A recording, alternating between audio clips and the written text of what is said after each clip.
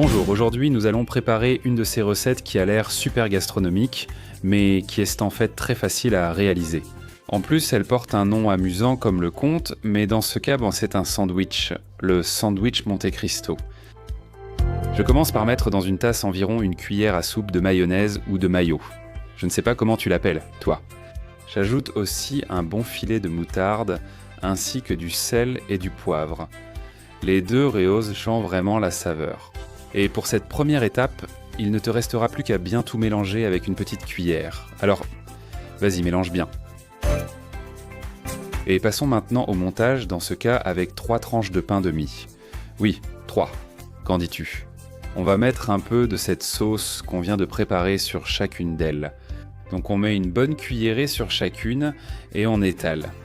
Et sur l'une d'elles, on va mettre du fromage en tranches selon votre goût et du jambon de Liora selon votre goût.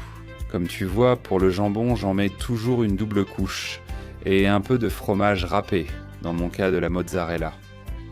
On couvre avec la deuxième tranche et il nous reste le dessus sans tartiner. Donc on le tartine, c'est-à-dire que la tranche du milieu doit être tartinée des deux côtés. On ajoute une tranche de fromage, du jambon de Liora et du fromage. Si tu es un malade comme moi, mets-en un peu plus, tu vas te régaler. Vive le fromage! On couvre avec la dernière tranche en mettant la sauce vers le bas et on va le presser. C'est-à-dire il faut appuyer, on met quelque chose de plat dessus, comme une petite planche et on appuie pour que ce soit bien compacté. D'autre part, on prend un œuf et on va le battre un peu. Mais une fois bien mélangé, on ajoute un filet de lait ainsi que du sel et du poivre selon votre goût pour que ça ait du goût. Et on mélange avec la même fourchette, rien de plus simple. Et c'est dans ce liquide que nous allons tremper notre super sandwich Monte Cristo. Mais avant cela, on prend une poêle à feu moyen vif. On met un peu de beurre. Quand le beurre est fondu, on s'occupe du sandwich. Et c'est à ce moment-là, et pas avant, qu'on l'imbibe.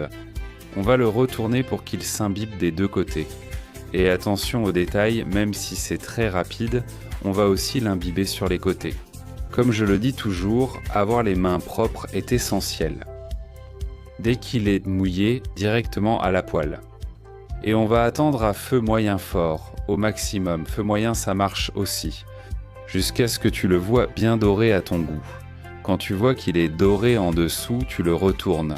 Regarde comme ça semble délicieux.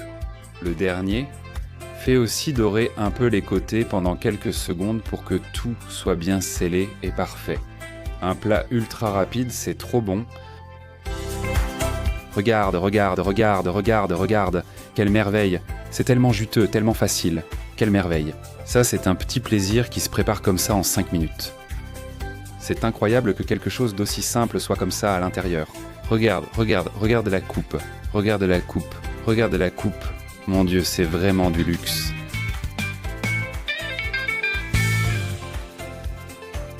Incroyable. Comment quelque chose de si simple et bon marché peut-il être aussi délicieux ?